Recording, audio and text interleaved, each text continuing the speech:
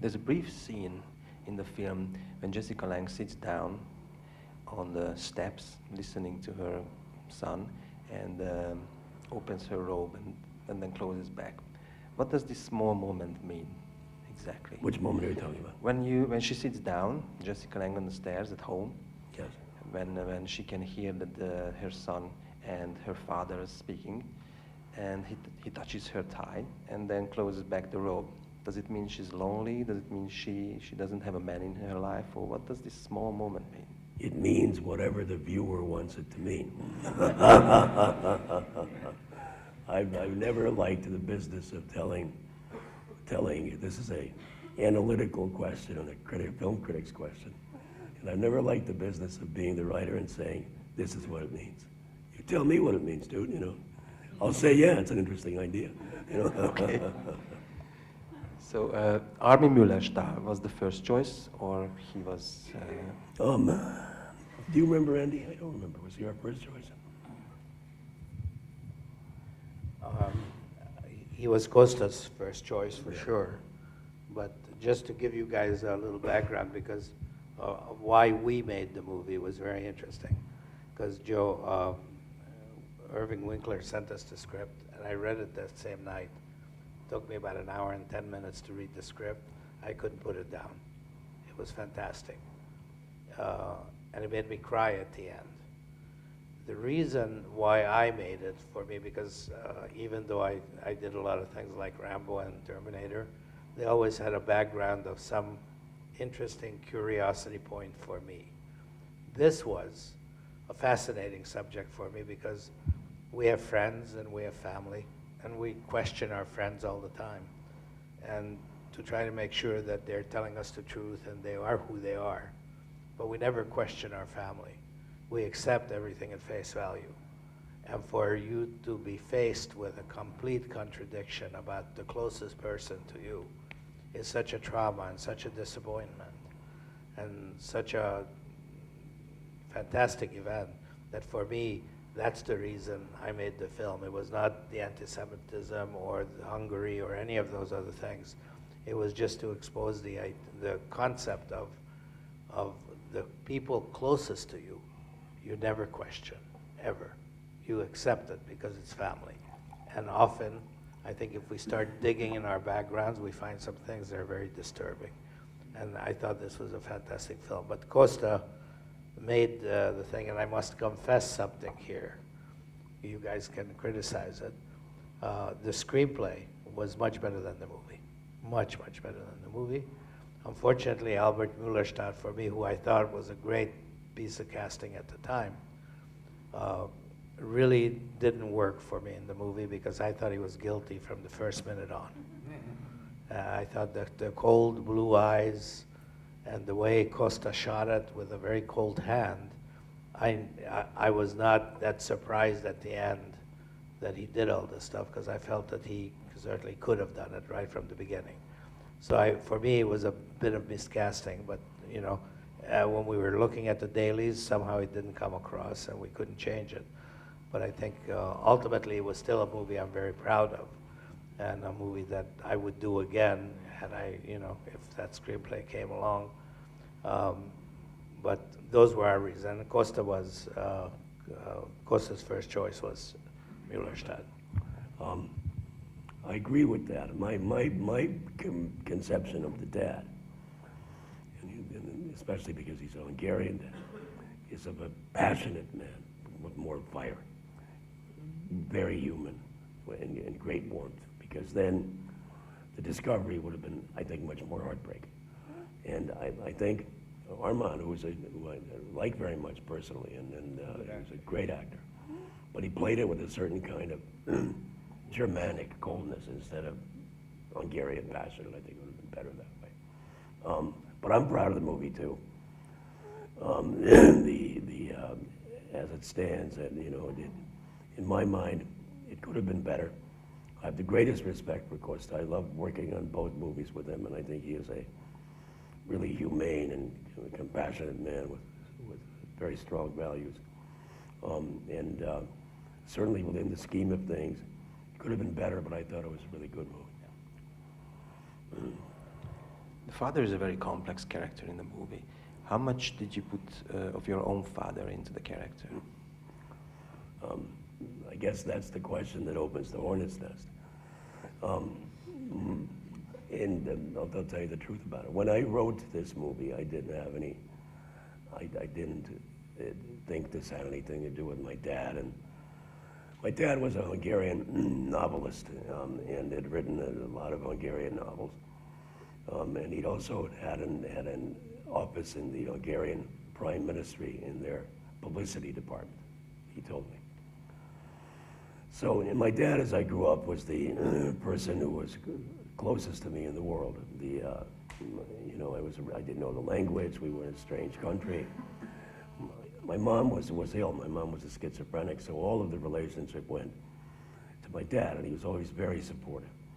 And he was the one who said to me, you know, yes, you can be a writer in this country, even with your second language, because in this country it's possible. In my moments of greatest disappointment, it was my dad who supported me and built me up. And then when things looked bleak and I had a difficult adolescence, and there were moments where life looked very grim and bleak to me, he was the one to encourage me. He always said to me, you know, you must judge people on only one thing, on character, never on appearance, the color of skin, religion, race. All that matters is their character. Look only at that. And as a result of that kind of teaching, you know, I got involved in causes like the civil rights movement and the anti-war movement, and I always had the greatest compassion for black people, for Jewish people, for gay people, because I was called names as I was growing up, getting names like DP and Greenhorn and Hunky and Trash that aren't far away from names like Kike and Nigger and Queer and all of those epithets. So there was a natural empathy that came, I think, from the things my dad taught me. So I wrote this film, and I sent him my script, and then he read. The original title was interesting in terms of what happened. My original title for this was Sins of the Fathers, and I sent him this script, and he called me and he said, in Hungarian, he said, I've never been prouder of you than I am at this moment. About a year and a half later, at the end of 1989, I was in LA on business running around, and I got a call from my father in Cleveland, panicked, because he had gotten a letter from the Justice Department, from the OSI, saying that he was under investigation for activities at the end of the Second World War in Hungary. And he said, I said, well, what is this about? He said, I don't know. I'm just horrified. I have no idea. You saw Music Box this morning. We're almost repeating scenes directly out of Music Box. You know, when I'm saying, I don't know, I have no idea, I didn't do anything. So I went back to Cleveland, and I stayed with him for a while, and I got an attorney who defended him against these charges. And there were a series of hearings held by the Justice Department in Cleveland. My father, what the charges had to do with were writings. It wasn't the physical concentration camp activities like Demjanjuk. Writings in books, in articles, and for the Hungarian propaganda ministry. And they, as it developed, and as they presented their evidence, they had copies of these writings, and there was no doubt that these were the most virulently anti-Semitic writings. My father denied individually. When they presented the evidence, he said he couldn't remember. He was, at the time, 83 years old. There was no doubt in my mind as it went on. It was clear in my mind as it went on that he had, in fact, written these things. I was caught in this incredible, awful, tortured vise beginning to play a certain kind of detective games in terms of my own background. You know, did I hear something when I was a kid? Not that I remember it. I saw my father standing up against really virulent anti-Semites by the newspaper that he worked, Hungarian newspaper he worked with, saying, no, don't say these things. These are awful things. I remember that. You know, and then of course I thought, why did I make him Hungarian? What happened? What could I have known? Could I have known anything? The conclusion that I came to was that no, that this was some kind of a horrible, tragic, surreal, bizarre, psychological trap that I was in. You know, because it's the man that I love most in the world, and I absolutely loathed and hated the things that he had done. It destroyed my relationship with my father. I wound up doing what Jessica Lange did in Music Box. I didn't let him see my children, and I totally froze the relationship. He died 11 years later. At the time that he was dying, he desperately wanted to see me. I didn't see him,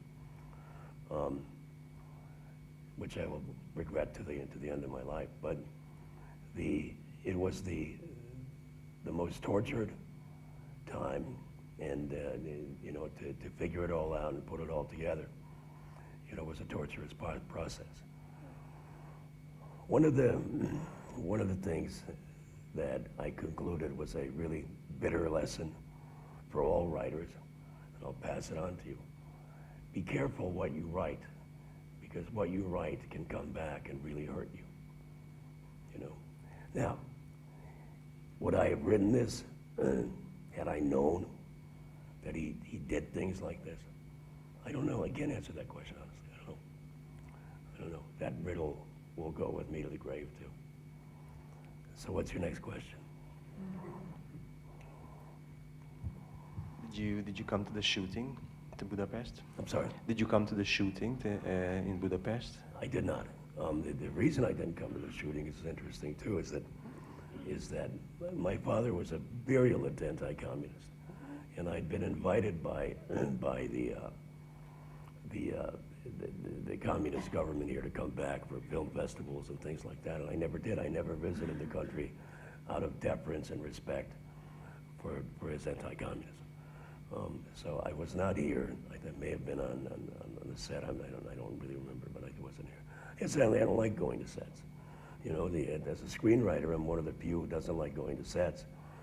The reason is that, in my mind, if a screenwriter goes to a set, everyone who has some kind of half-assed idea is going to come up to him and say, "What do you think about doing this?" And you know, in the third act on Betrayed, in which we shot in Canada, one of the grips, one of the Teamster guys, came up to me at like 2 in the morning, and it had been a long night of serious drinking. And as I'm going into the elevator, he said, "Listen, I have a great idea that we can do. You know, why don't we do this?" I took this guy and I bounced him off the wall. You know, bounced him off, and again, I got him with a really good left hook, and so I didn't want him to have to go through that experience again, and I avoided sets. I remember sometimes the actors would call me at home. Deborah Winger called me on Betrayed with an idea, and at midnight one night, and I said, I think that's a really bad idea. And Winger is a very fiery woman, part Hungarian, and she gave me the idea, and I told her why I didn't want to do it, and she said, finally said, there was a pause, and she said, "You're right, damn you," and hung up on me, you know, so sometimes that happens.